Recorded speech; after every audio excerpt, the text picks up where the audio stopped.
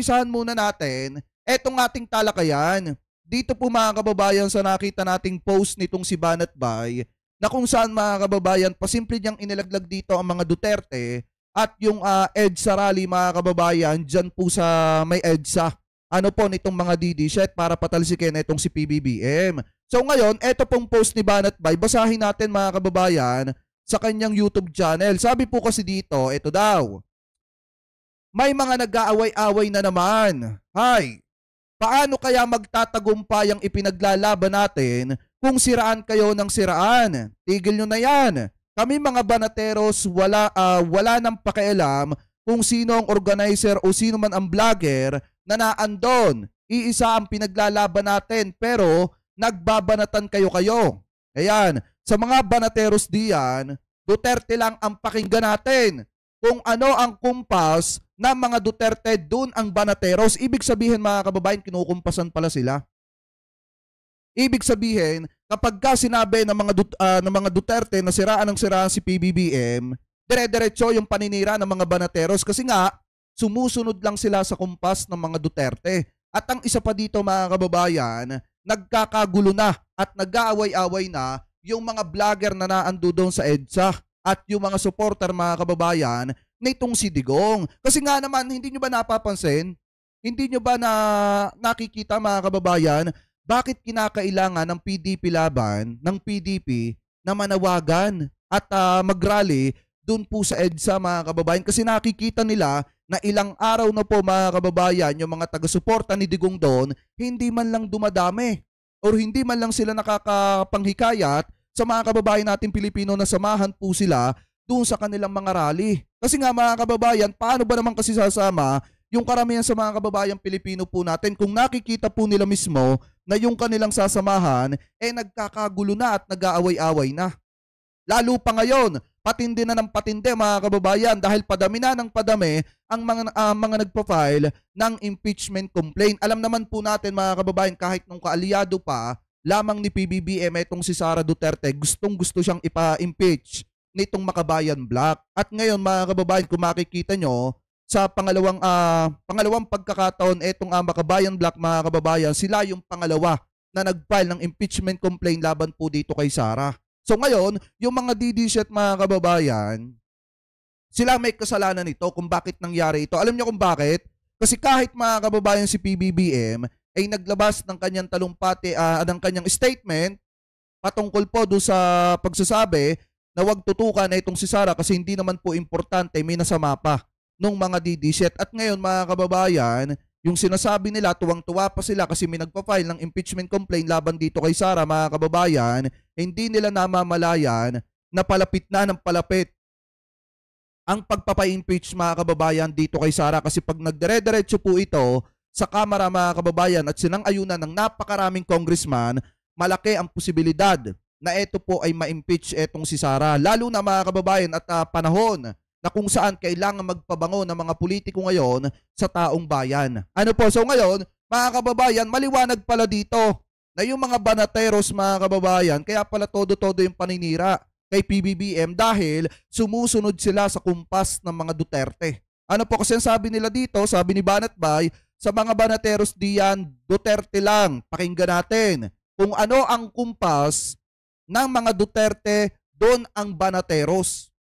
Kita nyo mga kababayan ha, kaya wag na kayong magtaka kung bakit todo-todo yung pagbanat nila kay PBBM kasi sumusunod lang ang banateros mga kababayan sa kumpas ng mga Duterte. Ano po, so ngayon punta pa tayo dito sa isa pang topic natin mga kababayan. Ito yung tinutukoy ko sa inyo kanina na kung saan yung PDP laban nagyayaya na ng rally mga kababayan dyan sa EDSA para protektahan daw at tutulan ng panggigipit dito kay Sara. Kaya nga kung matatandaan nyo, sinopla ni Coco Pimentel at saka ni former Senator Manny Pacquiao mga kababayan, etong pag-aaya ng rally nitong PDP. Kasi nga nakikita siguro ng PDP na hindi na dumadami yung mga taga-suporta nila doon po sa EDSA at yung rally na sinasagawa doon ay wala nang nangyayari. Ano po, so ngayon pakinggan po natin ito. Partido ni dating Paulong Rodrigo Duterte na isdagdagan ang puwersa dyan sa EDSA. Pero kabilang paksyon ng PDP Laban pumalag. Sa Facebook post kasi ng PDP Laban nitong weekend, Hinimok nito ang publiko na pumunta sa makasaysayang EDSA Shrine. Ito ay para ilabasaan niya ang kanilang saloobin sa umunoy panggigipit ng Administrasyong Marcos. Bagay na binatikos naman ng paksyon ni na Senator Coco Pimentel at dating Senator Manny Pacquiao. Ayon kasi sa Coco Pacman Wing, ang hakbang ng Duterte Wing ay isang pagtataksil sa mga prinsipyo ng partido, gaya po ng hustisya, kapayapaan at pagsunod sa batas. Git nila hindi dapat gamitin ang... Kasi nga mga kababayan, sa totoo lang, talagang masakit ito para kina Senator Coco Pimentel at former Senator Manny Pacquiao kasi naging kaalyado nila ito mga kababayan. Naging partido po nila ito nung panahon na sila ay tumatakbo at ito yung napapabalita dati di umano na inagaw nitong si Digong. Kasi yung PDP naman mga kababayan, hindi naman talaga kay Duterte yan. Inagaw lamang po yan ni Duterte mga kababayan doon sa tunay na nagmamay-ari. Kasi kung matatandaan nyo, di umano mga kababayan, pakitaman na lamang po ko kung ako po ay mali. Ang pagkakaalam ko na isa sa nagtaguyod po niyan ay yung tatay nitong si Coco Pimentel. Tapos mga kababayan, parang sinipa ata nitong sina Duterte mga kababayan, etong sina Coco Pimentel mga kababayan dun sa partido. Tapos ngayon yung partido mga kababayan ginagamit nila para protektahan at ipaglaban etong si Sara at para silawin at bulagin ang publiko at ipaintindi sa publiko na ginigipit ng gobyerno etong si Sara. Ngayon kung titingnan po natin mga kababayan, nagsalita etong sina Coco Pimentel na pagtataksil po talaga sa kanilang partido, sa hangarin ng partido na minsang naging partido nila yung ginagawang hakbang ngayon na kung saan etong partido ginagamit para protektahan eto pong si Sara. So kaya sila mga kababayan, ito yung sinasabi ko kanina kaya sila nag-aaya ng rally dyan po sa EDSA kasi pakonti na ng pakonti yung tao. Lalo na kung wala ng budget yan para maghakot, wala nang sasama para mag-rally dyan. Diba? Wala nang tatangkilik dyan sa mga rally nila. Ano po, dahil nga mga kababayan, kung titingnan po natin, kung talagang hinakot lang naman yung mga tao at binayaran, sino magtsatsagang pumunta dyan lalo na kung walang bayad? Lalo na ang nakikinabang sa rallying yan, hindi naman mismo mga kababayan yung mga mamamayan, kung hindi yung mga vlogger na nagko-cover nung mga rally dyan. Yun lang ang nakikinabang dyan na ngayon ay nagkakagulo-gulo na mga kababayan at nagsisiraan na. Diba? Paano makakasurvive ang mga didisit nito kung sila mismo ang nagsisiraan at nagbabanggaan dyan sa EDSA? Siguro mga kababayan, dahil sa personal interest. Kaya sila nag-aaway-away dyan sa EDSA mga kababayan. Ano po? So yan, maliwanag mga kababayan na nag-aaya ng rally, eto pong PDP. Para suportahan daw etong si Sara. So ipagpatuloy pa natin. Ang pangalan ng partido para sa pansariling interes na nagdudulot ng pagkakawatak-watak at destabilisasyon sa bansa. Pinalalahanan din ng grupo ang publiko na... Ayaw, sabi dito, si Nene Pimentel ang original na PDP laban. Yes, hindi si Duterte. Inagaw lang naman nila yan mga kababayan dito sa mga Pimentel, yung partido. Diba? Tapos ngayon gamit na gamit para protektahan si Sara. Maging mapanuri at huwag daw magpadala sa manipulasyon ng mga nagsasamantala sa politika para sa sariling pakinabang. Sa kabila ng sigalot, kinilala naman ng COMELEC noong 2022 ang Duterte Wing bilang opisyal na PDP laban faction na patuloy na kinukwestiyon ng kampo ni Pimentel. Partido ni... Maliwanag mga kababayan ha, pati pala partido gamit na.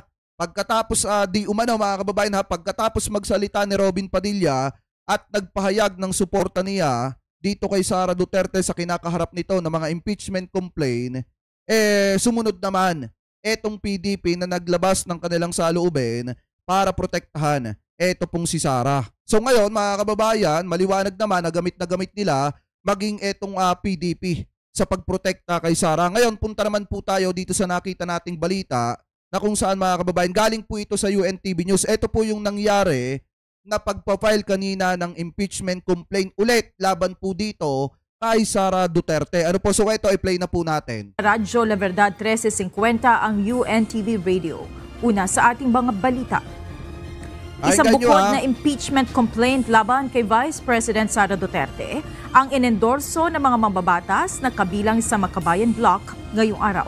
2 araw lamang ito matapos ang unang impeachment case na inendorso naman ng akbayan noong nakaraang Lunes. Ito ang balita ni Dante Amento. Dante, doon sa unang complaint, 24 yung grounds na nakalagay doon. Dito sa panibagong impeachment complaint, marami din ba silang grounds at ano ang mga pinakamabigat? Tingnan natin kung ilang grounds ba yung nasa sa complaint mga kababayan nitong Makabayan Black. Kasi kung matatandaan nyo, yun kasi mga kababayan unang ipinail na impeachment complaint mga kababayan, marami talaga doon na makikita na talagang sasabit etong si Sara. Ngayon, tingnan natin mga kababayan dito sa pangalawa kung marami din bang makikita na magiging dahilan para ma-impeach etong si Sara. Ano po, so ngayon ipagpatuloy pa natin. Dito. Magandang hapon, Monica. Actually, doon sa unang impeachment complaint na inihain ng Makabayan, 4 na ground lamang, Monica, ang kanilang binanggit. Kabilang na dyan ang culpable violation of the Constitution and graft and corruption, bribery. Mayroon ding guilty of other high crimes at yung betrayal of public trust. At dito sa ngayon, Monica, ay isang ground lamang ang kanilang binanggit. O konti. Inendorso ngayong araw ng mga mambabatas mula sa Makabayan Block ang ikalawang impeachment complaint o reklamo na layong patalsikin sa pwesto si Vice President Sara Duterte. 75 ang mga complainant dito kasama ang mga dating kongresista na sina Teddy Casino at Attorney Nery Colmenares ng Bayan Muna Party List, Liza Masa ng Gabriela Women's Party List at Sara Ilago ng Kabataan Party List.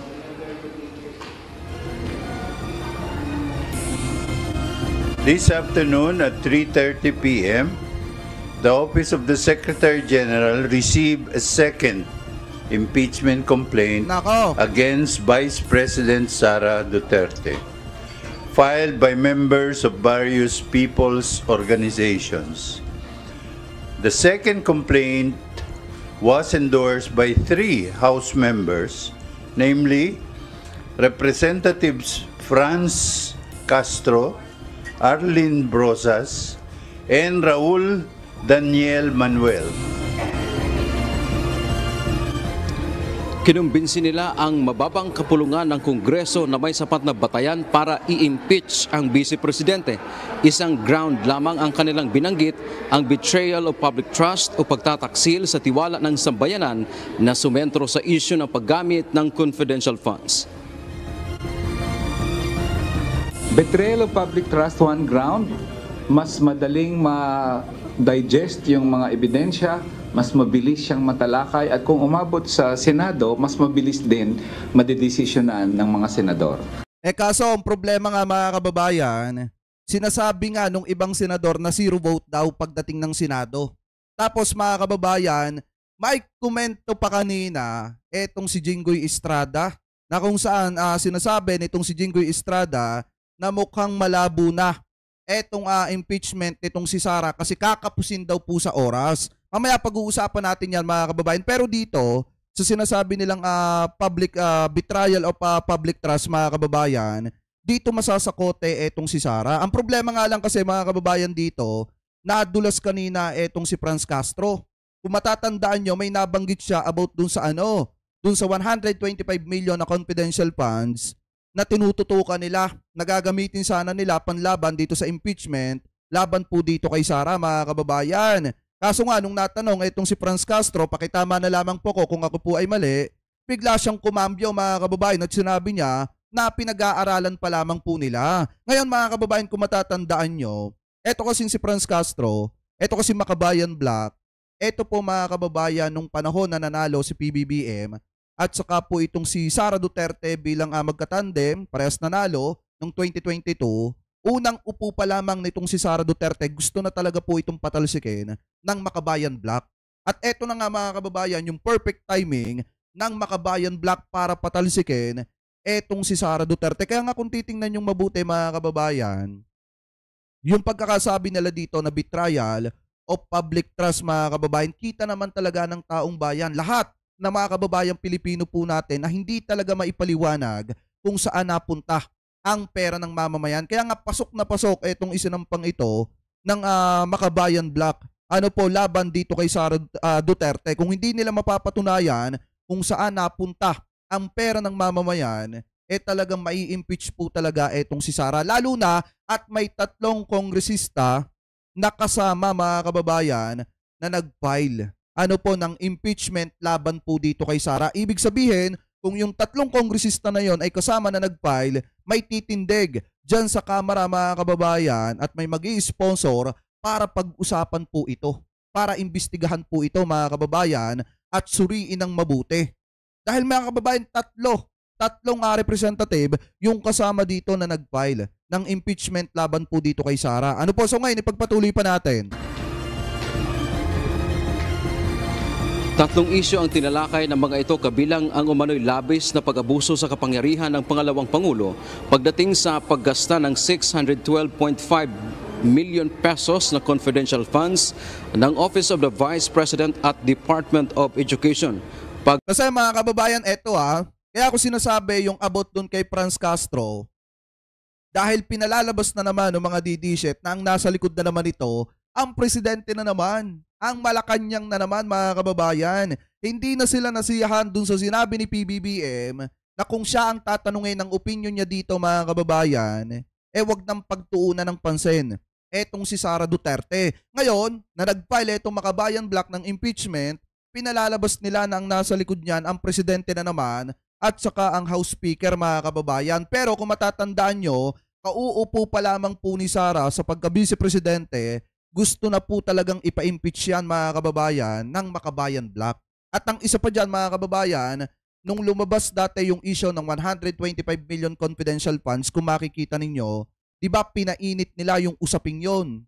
Pinatindi nila yung usaping yon mga kababayan, yung about sa 125 million pesos na kung saan hindi maipaliwanag at inubos ng 11 days. So ngayon, paano, ang tanong kasi dyan, paano nila nasabi nitong mga DDSet, mga taga-suporta, nitong si Digong na ang nasa likod dyan ng presidente? Kung noon pa lang mga kababayan, nakauupo pa lang ni Sara, kating-kati na ang Makabayan Block na ipa-impeach. Eto pong si Sara. Ano po ngayon, ipagpatuloy pa natin. Pagbaliwalaan nila ng Vice Presidente sa transparency, accountability at pangungutya umano sa audit process sa pamamagitan ng pag-uto sa kanyang mga tauhan na gumawa ng hindi kapani-paniwalang liquidation reports at mga gawang accomplishment reports at peking mga dokumento.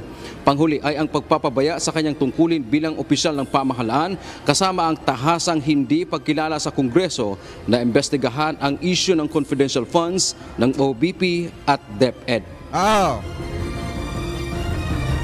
Yung obvious na paglulustay ng pera o hindi maipaliwanag. No, umpisa pa lang ng budget hearing, hindi na talaga maipaliwanag itong 125 million. Ano ba yung mga nakikita nating mga ebidensya? Nariyan yung clear fabrication ng evidence, ng receipts, acknowledgement reports. Ito nga masakit dito mga kababayan sa mga DDSet na hindi nila matatakasan. Or ito yung isa sa pinakamasakit na hindi matatakasan ni Sara Duterte, yung bangungot niya kay Mary Grace Piatos. Kasi mga kababayan, hanggat na ang judge ng issue ni Mary Grace Piatos na hindi maipaliwanag at etong si Mary Grace Piatos ay hindi mapapalabas,